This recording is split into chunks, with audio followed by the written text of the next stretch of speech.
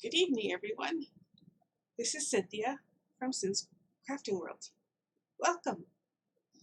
Tonight I will be continuing to read from the book Mystery of Choice. This is The Messenger, Part 4. The sun was about 3 hours high. I must have slept, for I was aroused by a sudden gallop of horses under our window. People were shouting and calling in the road. I sprang up and opened the sash. Le Bihan was there, an image of helplessness, and Max Fortin stood beside him, polishing his glasses. Some gendarmes had arrived from Quimperlé, and I could hear them around the corner of the house, stamping and rattling their sabres and carbines as they led the horses into my stable. Liz sat up, murmuring half sleepily, half anxious questions. I don't know, I answered. I'm going out to see what it means. It is like the day when they came to arrest you, Liz said, giving me a troubled look. But I kissed her and laughed at her until she smiled too. Then I flung on coat and cap and hurried down the stairs. The first person I saw standing in the road was Brigadier Durand. Hello, said I. Have you come to arrest me again? What the devil is all this fuss about anyway? We were telegraphed an hour ago, said Durand briskly, and for sufficient reason, I think. Look here, Monsieur Daral. He pointed to the ground almost under my feet. Good heavens, I cried. Where did that puddle of blood come from? That's what I want to know, Monsieur Daral. Max Fortin found it at daybreak. See, it splashed all over the grass, too. A trail of it leads into your garden across the flower beds to your very window. The one that opens from the morning room. There is another trail leading from the spot across the road to the cliffs, then the gravel pit, and thence across the moor to the forest of Kerselec. We are going to mount in a minute and search the bosquets. Will you join us? Bon Dieu! But the fellow bled like an ox. Max Fortin said it's human blood, or I should not have believed it. The little chemist of Quimperlé came up at that moment, rubbing his glasses with a colored handkerchief. Yes, it is human blood, he said, but one thing puzzles me. The corpuscles are yellow. I never saw any human blood before with yellow corpuscles. But your English doctor, Thompson, asserted that he has... Well, it's human blood anyway, isn't it? Insisted Durand impatiently.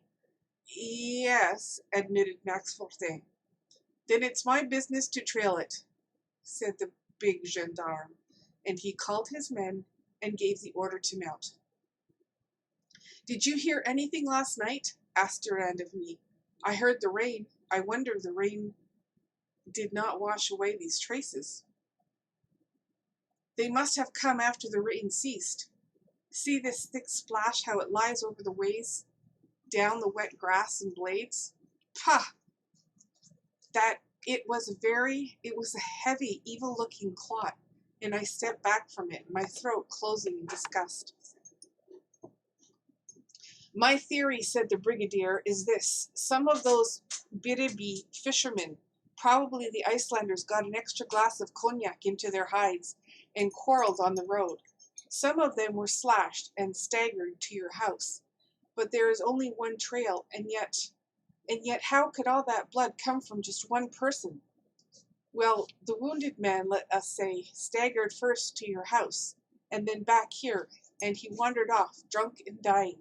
God knows where. That's my theory. A very good one, I said calmly. And you are going to trail him? Yes. When? At once. Will you come? Not now. I'll gallop over by and by. You are going to the edge of the Kerselec forest? Yes, you will hear us calling. Are you coming, Max Fortin? And you, Le Bihan? Good. Take the dog cart.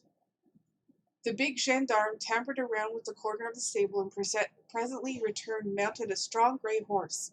His saber shone on his saddle. His pale yellow and white facings were spotless. The little crowd of white-coiffed women and their children fell back.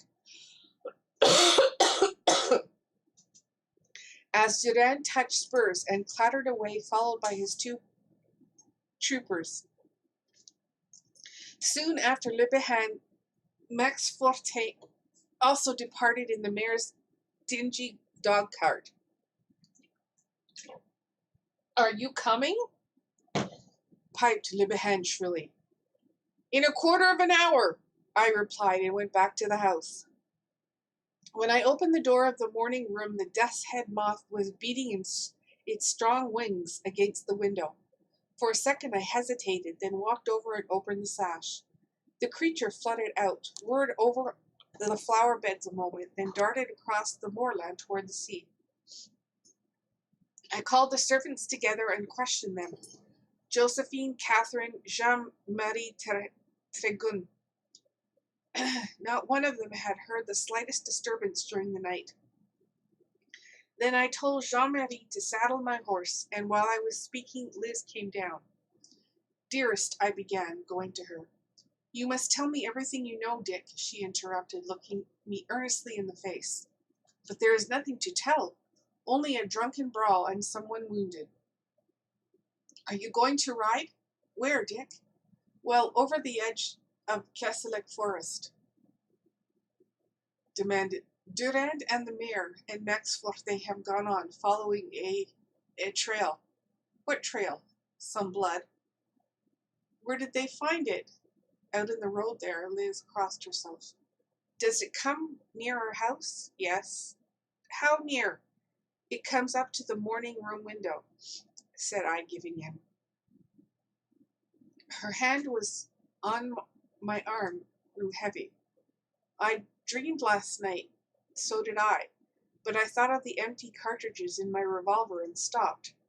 I dreamed that you were in great danger and that you could not move hand or foot to save you, but that you had your revolver, and I called out to you to fire." "I did fire," I cried excitedly. You fired?" I took her in my arms. "My darling," I said, "something strange has happened, something that I cannot understand as yet. But of course there is an explanation. Last night I thought I fired at the Black Priest." "Ah," gasped Liz, "is that what you dreamed?" Yes, that was it. I begged you to fire. And I did." Her heart was beating against my breast. I held her close in silence. "Dick," she said at length, "perhaps you killed the thing." "If it was human, I did not miss," I answered grimly. "And it was human," I went on, pulling myself together, ashamed of having so nearly gone into pieces. "Of course it was human. The whole affair is plain enough, not a drunken brawl, as Durand thinks. It was a drunken lout's practical joke, for which he has suffered. I supposed I must have filmed him pretty full of bullets, and he has crawled away to die in Kerselek Forest. It's a terrible affair. I'm sorry I fired so hastily, but that idiot Le Bihan and Max Forte have been working on my nerves till I am as hysterical as a schoolgirl," I ended angrily. "You fired, but the window glass was not shattered," said Liz in a low voice. "Well, the window was open then. And as for the rest, I've got nervous indigestion, and a doctor will settle the Black Priest for me, Liz." "Shh. Okay, good boy, Titus." Sorry. I glanced out of the window at Svegun, waiting with my horse at the gate. "Dearest, I think I had better go join Durand and the others." "I will go too." "Oh, no." "Yes, Dick. Don't, Liz. I shall suffer every moment you are away. The ride is too fatiguing, and we can't tell what unpleasant sight you may come upon. Liz, don't you really think there's anything supernatural in this affair?" "Dick," she answered gently, "I am a Breton, with both arms around my neck. My wife said, 'Death is the gift of God. I do not fear it when we are together. But alone, oh my husband, I should fear a God who could take you away from me.'" We kissed each other soberly, simply, like 2 children. Then Liz hurried away to change her gown, and I paced up and down the garden waiting for her. She came drawing on her slender gauntlets. I swung her into the saddle, gave her a hasty order to Jean-Marie, and mounted. Now, to quail under thoughts of terror on the morning like this, with Liz in the saddle beside me, no matter what had happened or might happen, was impossible. Moreover, Mem came sneaking after us. I asked Regun to catch him, for I was afraid he might be brained by our horse's hoofs if he followed. But the willy puppy dodged and bolted after Liz, who was trotting along the high road. Never mind, I thought. If he's hit, he'll live, for he has no brains to lose. Poor dog. Liz was waiting for me in the road beside the shrine of Our Lady of St. Gildas when I joined her. She crossed herself. I doffed my cap. Then we shook our bridles and galloped toward the forest of Kerselec. We said very little as we rode. I always loved to watch Liz at her saddle. Her exquisite figure and lovely face were the incarnation of youth and grace. Her curling hair glistened like threaded gold. Out of the corner of my eye, I saw the spoiled puppy Mem come bounding cheerfully alongside, oblivious of the horse's heels. Our road swung close to the cliffs. A filthy cormorant rose from the black rocks and flapped heavily across our path. Liz's horse reared, and she pulled him down and pointed at the bird with her riding crop. I see, said I. It seems to be going our way. Curious to see a cormorant in the forest, isn't it? It is a bad sign, said Liz. You know the Morbihan proverb. When the cormorant turns from the sea, death laughs in the forest, and wise woodmen build boats. I wish, said I sincerely, that there were fewer proverbs in Brittany. We were in sight of the forest now. Across the gorse I could see the sparkle of gendarme trappings and the glitter of Le Bihan's silver button jacket. The hedge was low, and we took it without difficulty, and trotted across the moor to where Le Bihan and Durand stood gesticulating. They bowed ceremoniously to Liz as we rode up. The trail is horrible. It is a river, said the mayor in his squeaky voice. Monsieur Darel, I think perhaps Madame would scarcely care to come any nearer. Liz drew bridle and looked at me. It is horrible, said Durand, walking up beside me. It looks as though the bleeding regiment has passed this way. The trail winds and winds about there in the thickets. We lose it at times, but we always find it again. I can't understand how one man, no, nor 20, could bleed like that. A halo, answered and by another, sounded from the depths of the forest. It's my men. They are following the trail, muttered the brigadier. God alone knows what is at the end. Shall we gallop back, Liz? I asked. No, let us ride along the western edge of the woods and dismount. The sun is so hot now, and I should like to rest for a moment, she said. The western forest is clear of anything disagreeable, said Durand. Very well, I answered. Call me, Le Bihan, if you find anything. Liz wheeled her mare, and I followed across the springing heather, Mem trotting cheerfully in the rear.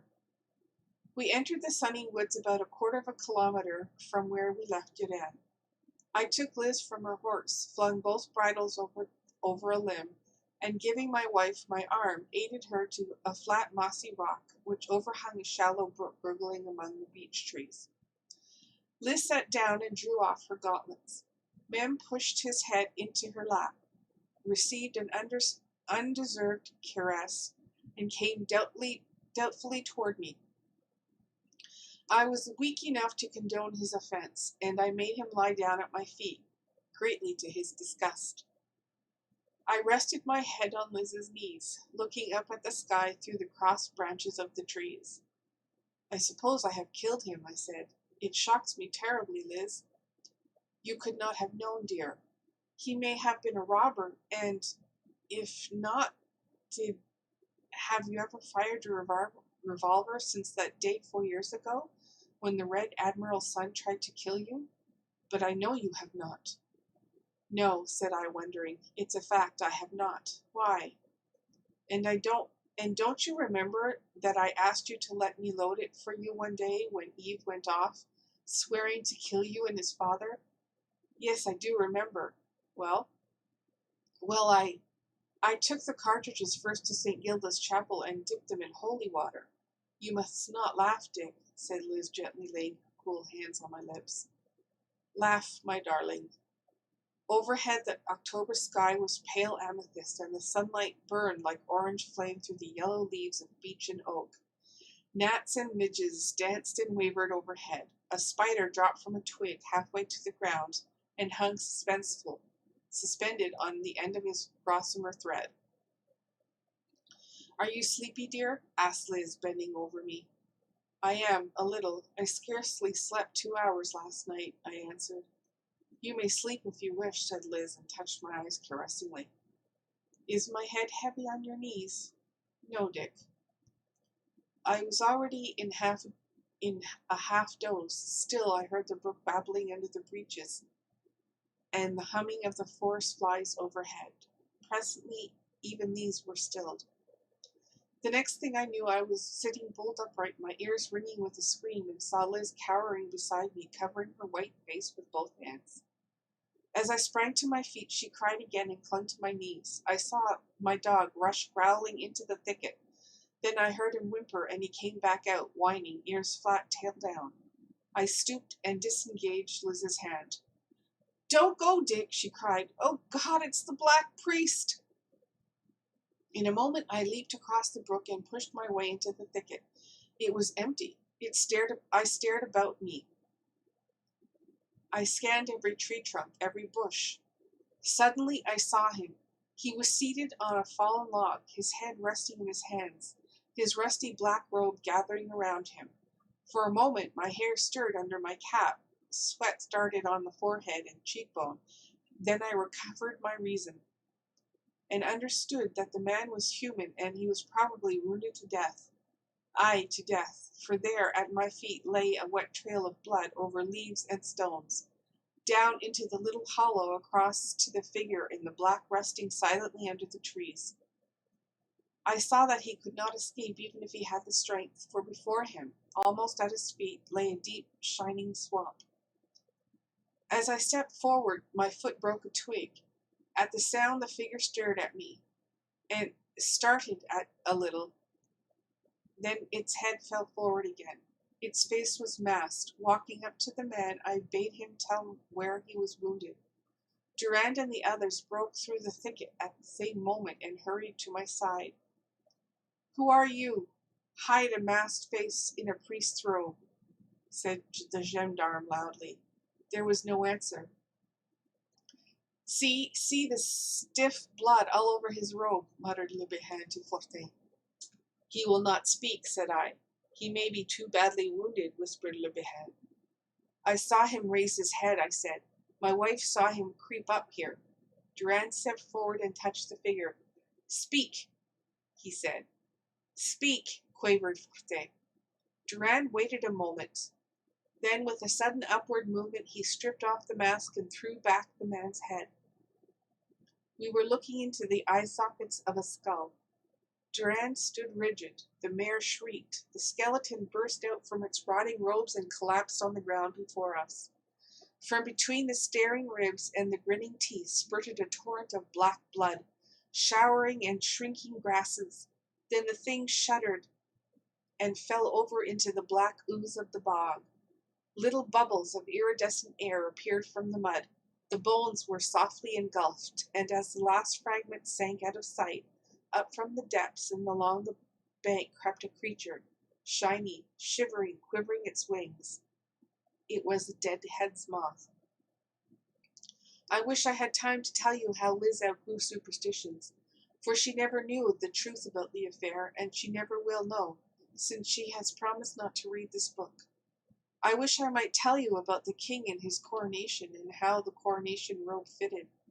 I wish that I were able to write how Yvonne and Herbert Stewart rode to a boar hunt in Quimperlé, and how the hounds raced the quarry right through the town, overturning 3 gendarmes, the notary, and an old woman.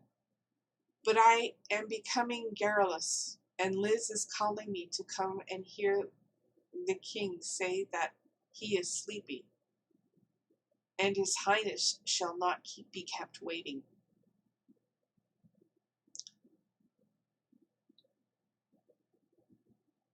King's Cradle Song. Seal with a seal of gold, the scroll of a life unrolled. Swathe him deep in his purple stole, ashes of diamond crystalled cold, drops of gold in each scented fold. Crimson wings of the little death, stir his hair with your silken breath. Flaming wings of sin to be, splendid pinions of prophecy. Smother his eyes and hues with dyes, while the white moon spins and the winds arise, and the stars drip through the skies. Wave, O wings of little death, seal his sight and stifle his breath. Cover his breath with the gemmed shroud pressed, from north to north, from west to west. Wave, O wings of little death, till the white moon reels in the cracking skies, and the ghosts of God arise. And that is the end of that chapter. Until next time, have a good night, everyone.